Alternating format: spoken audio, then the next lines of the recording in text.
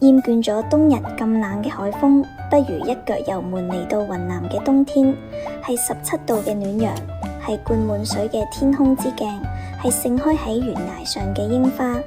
今日帶你解鎖一條小眾暖冬自駕線——紅河大環線，5天4夜一路向南，擁抱春天。我哋嘅旅程從春城昆明開始，一路向前，串聯起彌勒嘅藝術奇觀、元陽嘅天下梯田、建水嘅千年文物同蒙自嘅一碗傳奇。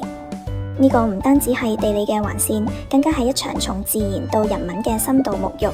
首日從昆明出發，揸車約2小時抵達彌勒，喺東風韻小鎮，彷彿闖入2星城堡，用藝術治愈所有疲憊。傍晚讓身心沉入半山溫泉，聽松濤擁湖風，開啟完美假期。第二日纜車深入哀牢山，冬季嘅元陽梯田正值灌水期，係觀賞天空之鏡嘅最佳時節。層層疊疊嘅波光同駕燈塔邂逅嘅冬櫻花，構成一幅幅唔真實嘅夢幻畫卷。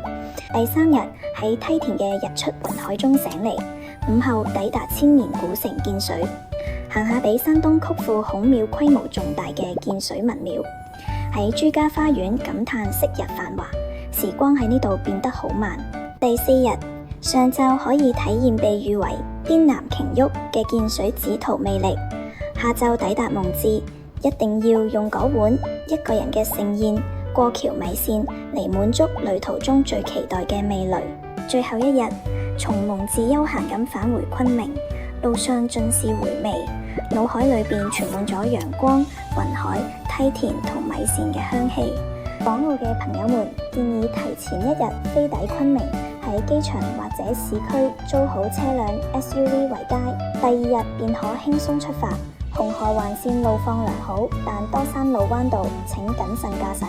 雲南冬季日照強烈，間夜溫差大，記得防曬同保暖。呢個冬天別只期待聖誕燈飾，啟動引擎去雲南追趕陽光吧。嗰條溫暖嘅公路同路上所有嘅驚喜都喺度等你出發。